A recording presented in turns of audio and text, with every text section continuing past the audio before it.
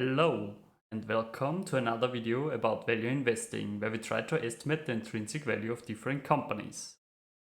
First of all, I would like to mention that most of you are not subscribed, so I would really appreciate a subscription and a thumbs up to this video, and I want to say thank you for all of who did it already. As usual, a disclaimer: this is no financial advice, this is just my opinion. And now let's hop right into the video. Today we will have a look at Omega Healthcare, a real estate investment trust in the healthcare sector. Currently, this REIT is up around 12% over the last year. I personally held this stock in my portfolio, but I have sold out of it recently, and I will explain why. First of all, let's have a look at the overall data for this REIT, and we can see that the earnings per share had a really rough time at around 2000 and grew then steadily, more or less. The dividend is around 8 to 9% and the payout ratio is really high. Let's have a look at this problem, and this is also why I've sold out of this position, because if you look at the AFFO payout ratio for the trailing 12 months, it is almost at 100%. The forward-looking AFFO payout ratio is over 100%, which is not really healthy for this company. Additionally, the cash dividend payout ratio is also over 100%, which is not really healthy. To keep a healthy state for this company, they would have to make a dividend cut because they now finance it out of debt. Now let's have a look at the different valuations. As usual, we will start with Graham's valuation. And I've plugged all the values in. So the earnings per share, a negative growth rate for the earnings per share according to analysts, and the current yield of AAA corporate bonds, which brings us to actually a negative intrinsic value of $2.6.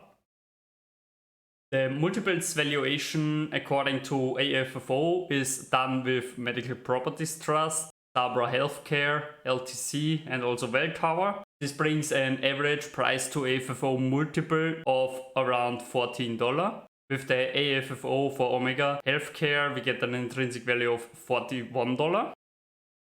The discounted cash flow analysis considers the cash flow over the last years. As I've said, the average growth rate for the cash flow is around 10%, but currently they pay their dividend out of debt. So we have to either assume a dividend cut or have a negative growth rate projection, which is very likely as they also have problems with the tenants. Therefore, I have projected a negative growth rate of 5% for the next few years.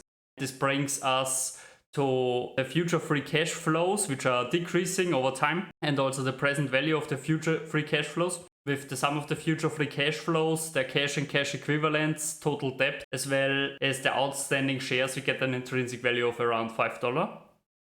The dividend discount model considers the dividend over the last few years. As we can see, the growth rate of the dividends in the earlier years, like 2015, was really high, of around 8%, and it has slowed down massively over the last few years.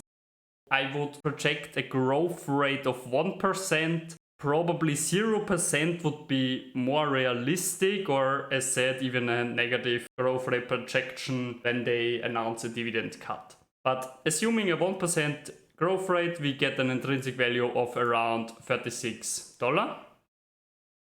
This now brings me to another point, as usual for real estate investment trusts, that they do not want to decrease their dividend as their share price will drop massively, and they have to create new shares in order to get more money and buy more real estate.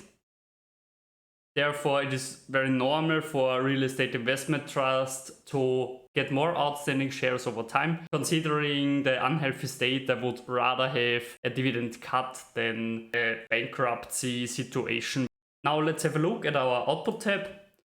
Considering all four valuations which I have presented, we get an intrinsic value of $20. And with the current trading price of $30, there is no chance to have a margin of safety.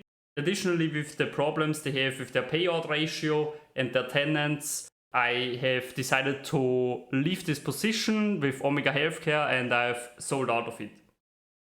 I would be interested what you think about this company, especially with respect to the future. I am honestly a huge fan of the business model for REITs, especially in the healthcare sector, but I think a dividend cut is most likely here. The position was a bit too risky from my perspective.